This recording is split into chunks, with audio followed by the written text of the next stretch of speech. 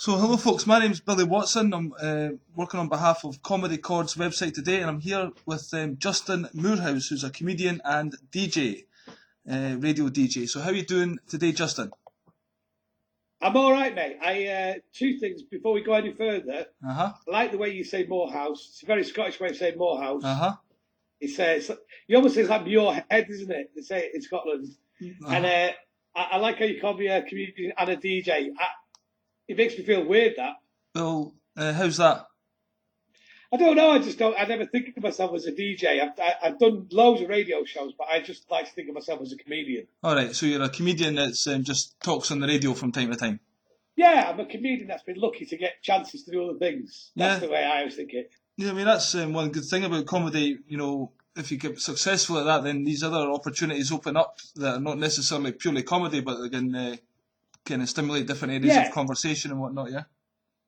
Definitely, but I always like to really remind myself that I'm a comedian. If I didn't do anything else and I just told jokes every day, that's what I'd want to be. Uh-huh. So when you're on the radio, are you telling jokes all the time, or what's your radio show like? Well, I don't actually do it every day. I used to do it every day, but I don't do that anymore. I just do it once a week. Yeah. It's kind of I have a laugh, you know. It's a commercial radio station that plays a certain type of music and it's got a certain demographic and certain there are certain things you've got to do. Uh-huh. But within that, I try and have as much fun as I can do. Yeah. I just be myself. Yeah. I think that's what we're all wanting to be, really. You know, I've tried to do comedy in the past, and like a lot of comedians, I've tried to be Bill Hicks, you know.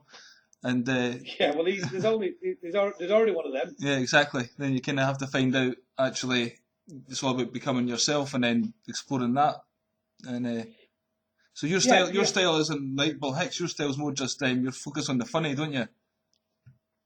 Yeah, I'd be. I think I'm probably the last comedian that could say I'm like Bill Hicks, but Uh-huh. I'm trying, and I've been doing it 12 years, and I'm not the comedian I want to be yet. Okay. Mm-hmm. Do you know what I mean by that? Well, it's a very difficult thing. So you're kind of maybe caught between trying to get the laughs, the easy laughs, and then trying to actually say something a bit more substantial to leave people with something extra. And is that what you're trying to aspire to? In a way, Billy, to be honest. But I mean, I'm not of the school that my job fundamentally is to try and make people laugh and give them a little bit of escapism, in the moment, make them feel better about themselves if I can, Mm-hmm. And if I've got opinions about things, then I'm happy to say them, but as long as they're funny. Do you know what I mean? I'm not. I used to do a little line on stage that used to say, I'm not one of those comedians that says, if you don't laugh, I'll make you think. For me, if you think about laughing, that's the starting point.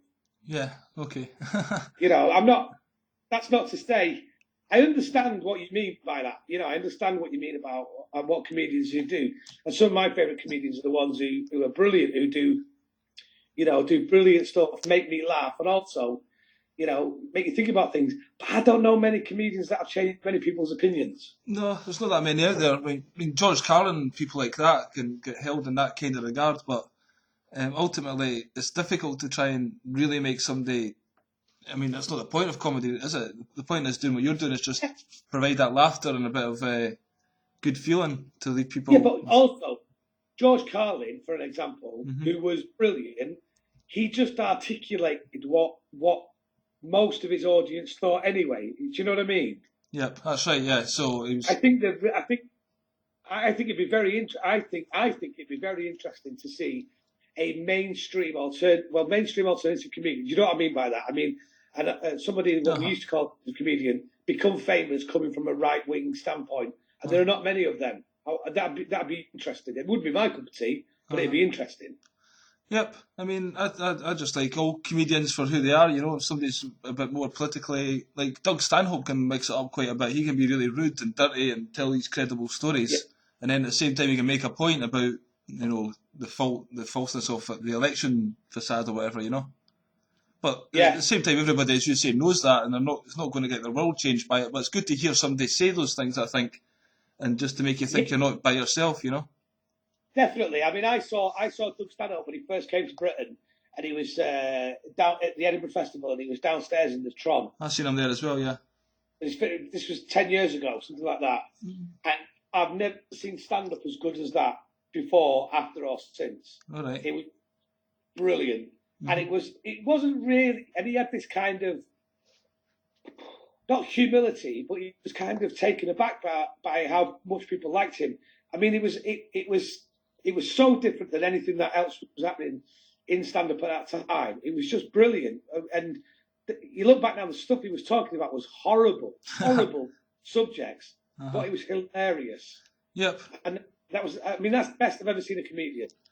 Well, that's the kind of comedy. I think comedies should be not everybody, because I say everyone is themselves, but when you talk about things that we're all thinking and you're not supposed to really talk about, and you kind of get that nervous laughter, that's a kind of, a build-up of tension. That kind of laughter, I think, is the best one to try and get, but it's difficult to attain that, Yeah, there's it's that be true to thine own self and all that, isn't it? And if as long as you're saying what you want to say, then fine. If you're saying things just because you think the audience want to hear them, or you're saying them just because people want to be shocked, and there are comedians like that. I'm not talking about the famous ones. I'm talking about people from the rank and file and people from a bit below. They don't realise that shocking in itself isn't funny, or just saying the Tories are a bunch of bastards. I mean, that's easy, isn't it? Yeah.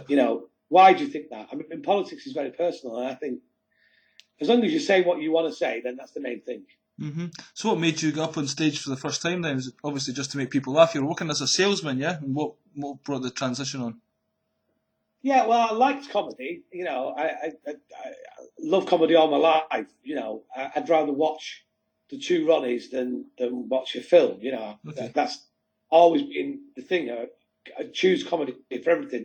And I used to go out and watch comedy in Manchester at the Frog and Bucket a lot. I used to go every couple of weeks. Right. I wouldn't say I was a comedy fan. I just liked it. I was 29. I was quite late to start doing stand-up. Definitely, yeah. I just thought, I'll give this a go. I thought, how would you be a comedian? So I just rang them up and said, how do you be a comedian? Naive. And they said, well, we do this thing on Monday nights. Come down and, have a go. And so I did. Yeah, you took 50 of your mates along. That's pressure, mate. Well, I didn't take... See, what I'd done is I'd told people, and the next thing you know, about 50 people had turned. So it was, there was a bit of pressure there, but it also made it easy because they were all willing me to do well. So yeah, I got away with it the first time, and then I went back the second week with nobody and died on my arse. And then I went, did kind of all right, a mixture of both. But I didn't know at the time that you had to. I thought you had to have new material every time. So that's the first mistake I made. And then I'd done it 3 times, and then I thought, well, I'm going to carry on doing this because, you say, I used to be a stand-up comedian. For me, that would have been the saddest thing ever. Yeah. Something about that, even if you get one good night where you make people laugh, and there's something about that's like more addictive than heroin kind of thing. You need to get back up there, even if you die a few times. It's like. I personally think most comedians, not all of them, and some people disagree, have got issues with being needed. Need to be liked. Yeah. Either they need to be liked or they need attention. I mean, you don't necessarily like Doug Stanhope, but I think we're using him as an example. And it's very unfair because I don't know what his motivation is. But he needs to be liked, or he needs people to listen to him. It's that need of people. Heard. I think and it's. They always say comedians are sad, but they're not all sad. But they're just, I'm not a sad person, but I hate being ignored. Yeah.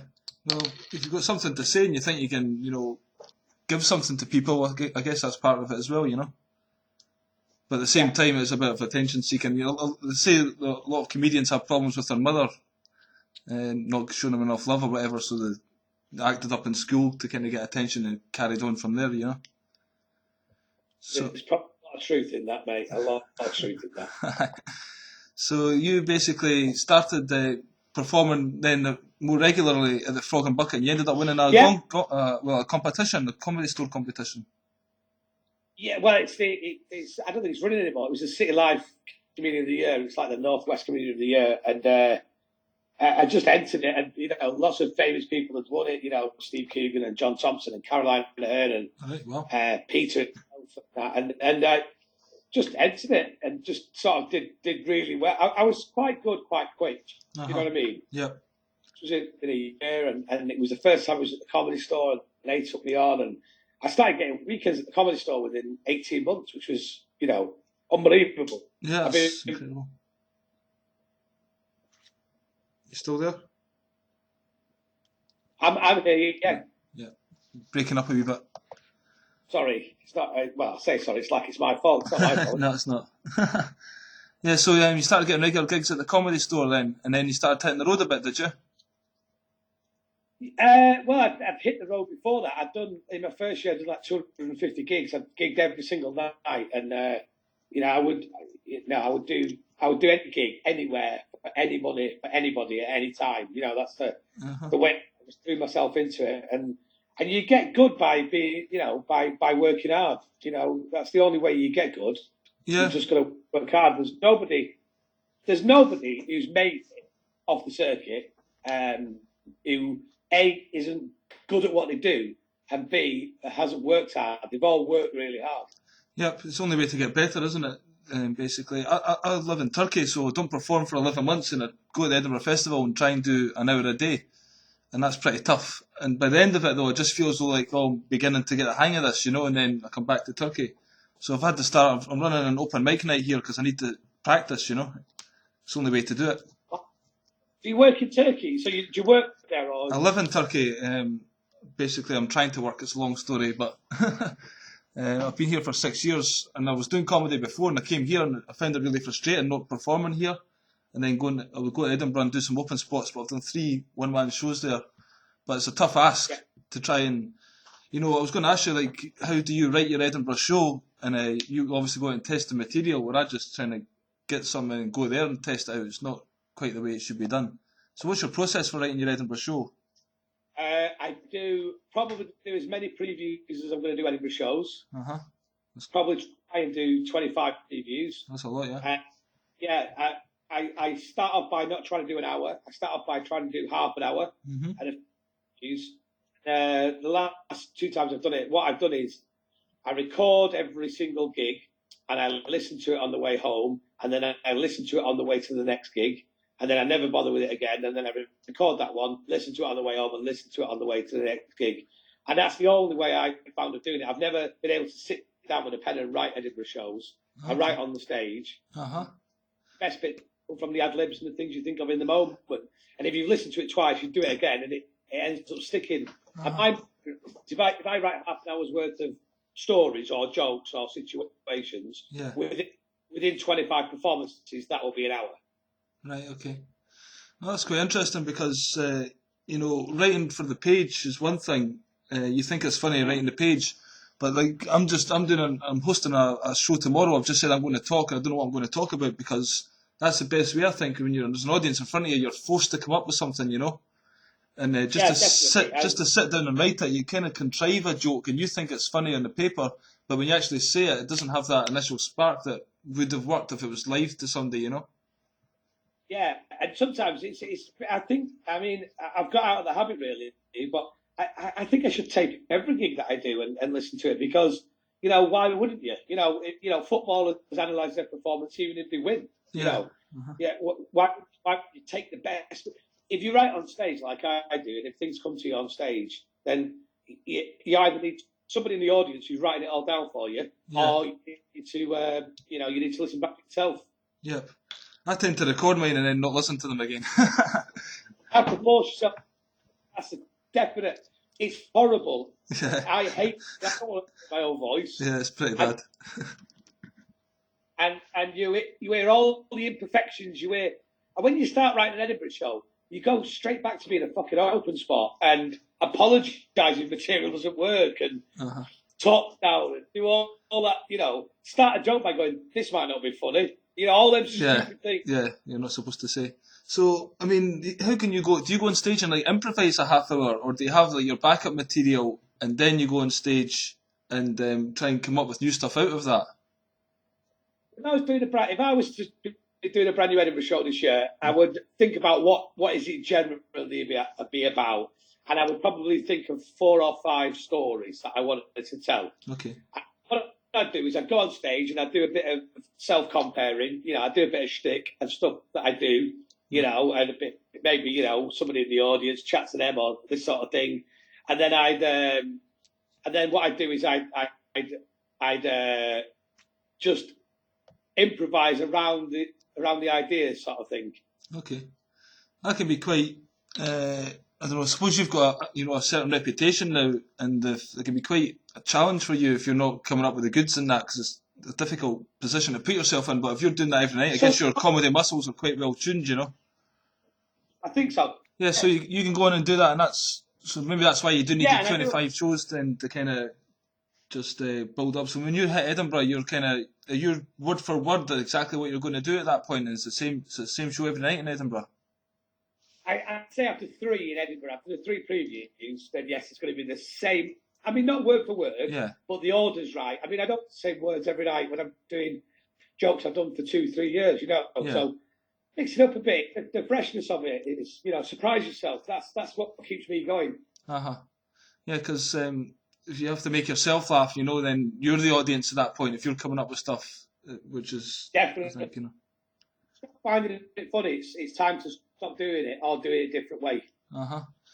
Yeah, so the first time you went to Edinburgh, though, were you an established act, or did you go up there by yourself and do the, book a place yourself? And how many times have you been to Edinburgh, and what's been your experience of that? I've done 6 Edinburghs. I've done 2 sort of gang shows, and then I've done 4 solo shows in a row. And no, I've always gone up with producers. I've always gone up with, I've always gone up and done it the expensive way. Yeah, so you're going into the big venues. Yeah, I've done the Pleasance every time I've done it. I've done the Pleasance. All right. So, and do you break even? No, lost money every single time. Yeah, nice. Last time I've been, I got a bit of sponsorship, bit of promotion money, but never made money. Never, I've never been a hit in Edinburgh. Been a bit of a stretch, really. I mean, you can do really well on the circuit, and you can do reasonably well on tour. But the Edinburgh Fringe Festival is its own economy. Its own kind of thing. Yeah, I mean, so why do you go there? Do you need to? Does your I've heard some managers kind of force their acts to go there just to be there and get the prestige of performing the festival, or do you just the camaraderie with the different comedians and the experience for the 3 weeks? What's your objective of going there? Well, the objective in hindsight was always about getting noticed and getting, there's positive stuff come out of doing it, and building contacts and networking, if you want to use that dirty, horrible phrase. Yeah. There's guys that in Bandcamp as well, and if you're performing every night to, for 30 nights on the trot, and then doing all the late night gigs and doing this and that and the other, you come away from it a better comedian. Yeah. And plus, you have the right laugh as well. You're hanging around with your mates for a month and you stay in somebody else's flat and going on the piss and staying up till 5.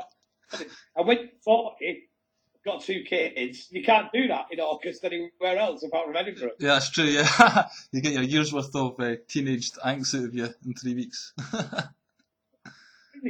Well, then we go and see kids shows and see theatre, and I really enjoy it. I think it's a very positive thing for any comedian to do.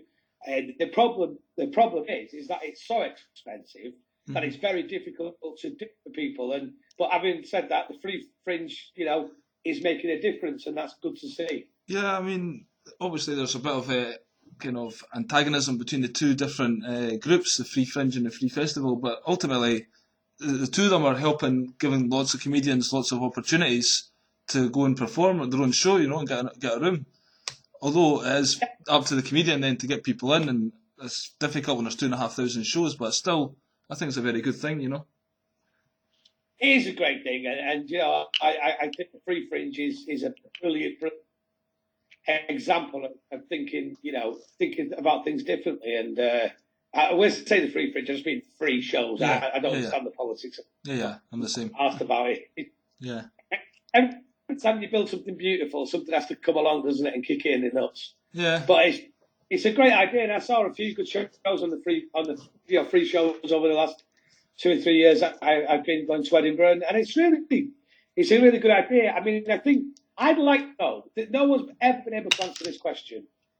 If the performers don't make money in the big venues, and if the venues don't make money, and if the producers are not making money, and if where is all the money going? Somebody must be making some money somewhere. Well, the printers are making money. There's posters everywhere. Bars probably.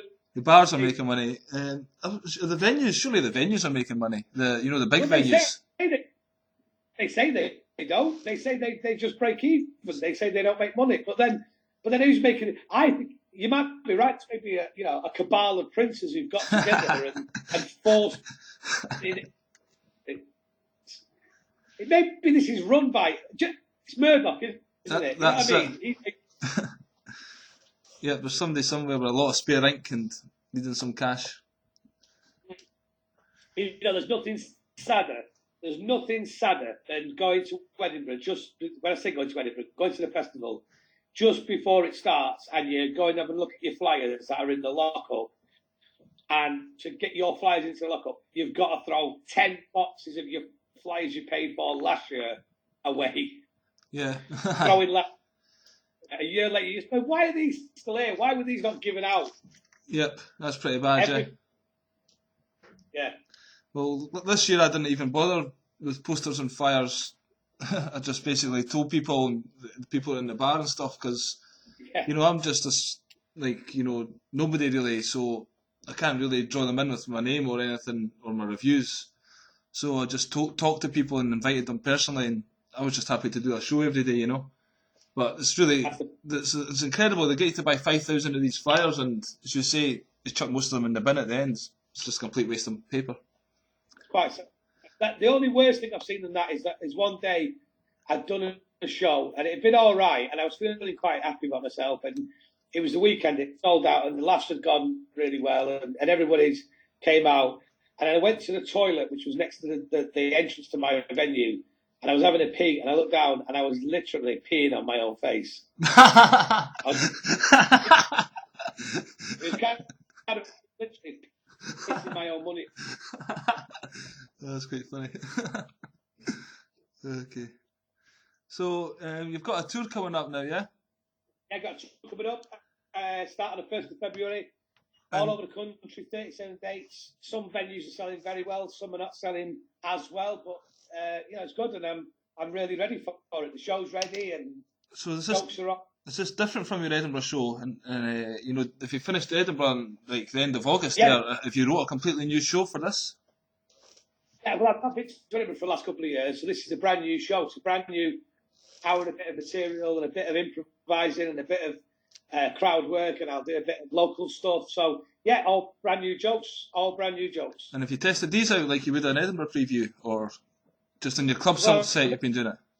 It's the stuff I've been doing in the clubs for the last 3 months. Right. Uh-huh. So I've got to the point where the stories are too long for club gigs. Yeah. And they're still getting. I mean, I was doing routines that I'll be doing on tour, and stories, because I tell stories really. Mm-hmm. I've been doing routine stories. Christmas gigs in big clubs, and they were still working, so they're ready. Do you know what I mean? That's good. And what size of the venues you're going to be playing?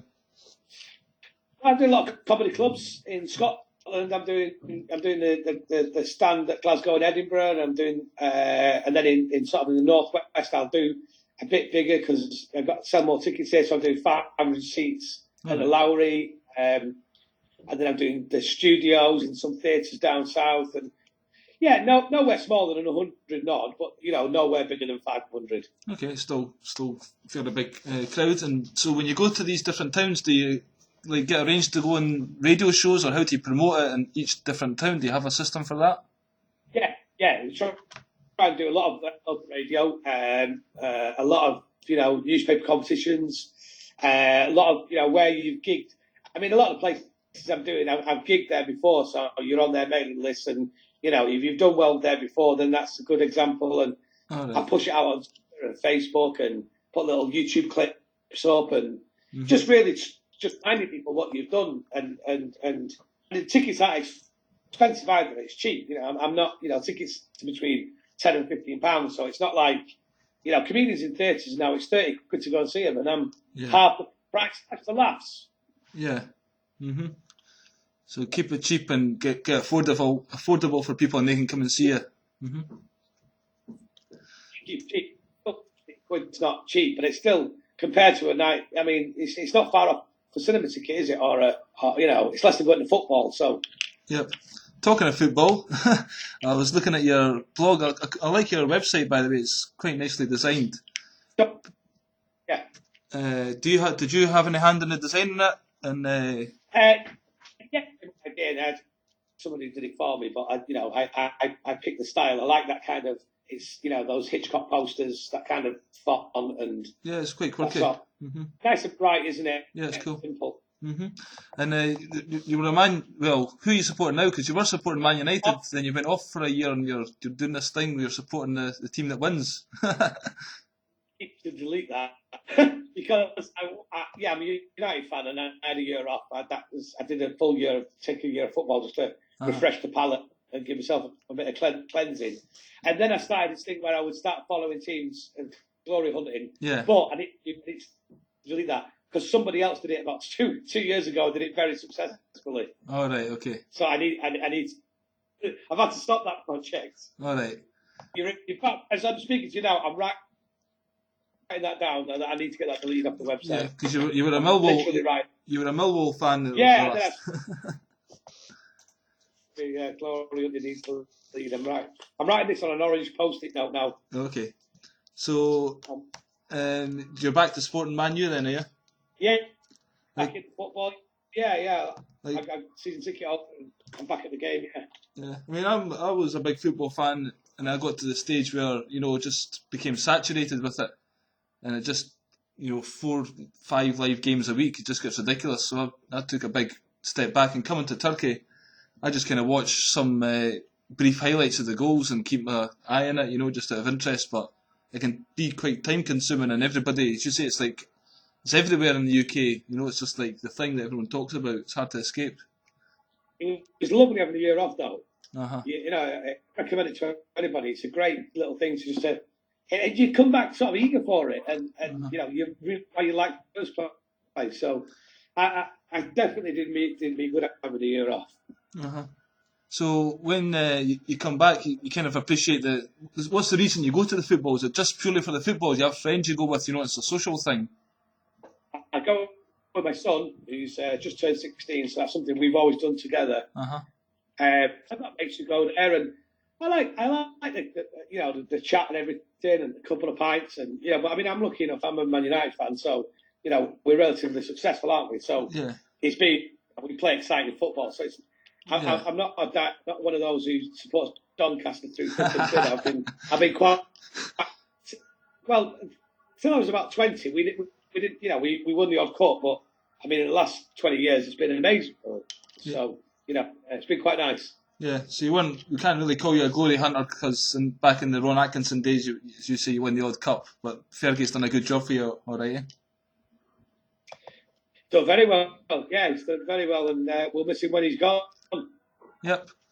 So let me see, what else can we talk about? Your son, is he interested in comedy? What do you try and influence him in his life? How do you go on with him? Yeah, I mean he's into film and music. Really, he's not really into comedy as such. But I think he likes. He's 16. He's never going to tell me that I'm amazing. But right. I think begrudgingly he enjoys. Comes to see some gigs and that. And my daughter's 7. She clearly doesn't go watching, but she thinks I'm amazing anyway. So right. Like all 7-year-old dads. Yeah, that'll change. Wait till she gets 13.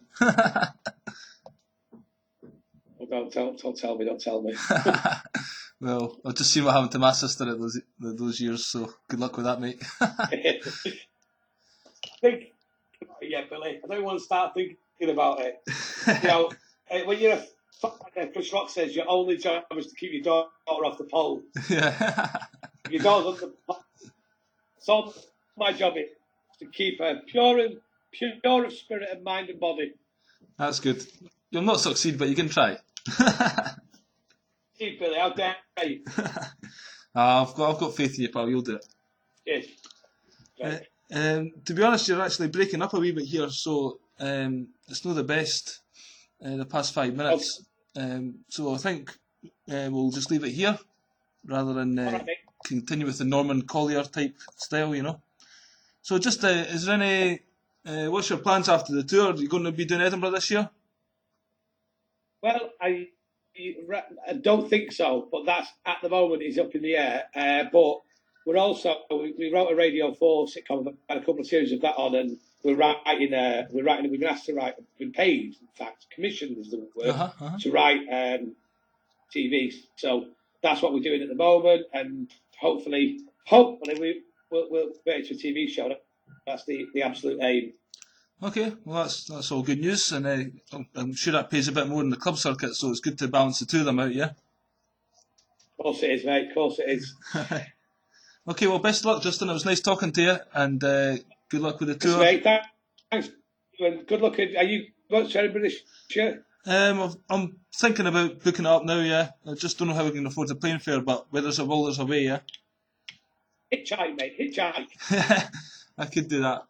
Right, thanks, mate. How are you, Billy? Okay, take care, bye-bye.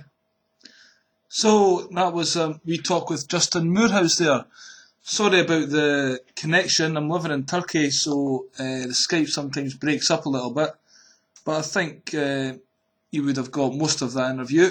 And yeah, Justin's a really nice guy. If you want to check out his website, it's Justin Moorhouse. Moorhouse is spelled Moorhouse. JustinMoorhouse.com. He's doing his tour soon. The first date is on the 1st of February in Bury, and he's doing a total of 34 dates. So go there, check out the dates, and go along and see him. He's a cool guy and deserves your support. So thanks very much for listening, and of course go and check out the Comedy Chords website, comedychords.com, for some more interviews and some new music and things like that. Howard's done a good job with the site, so go and check that out, folks, and feel free to leave a comment about this interview. Thanks very much, and bye bye just now.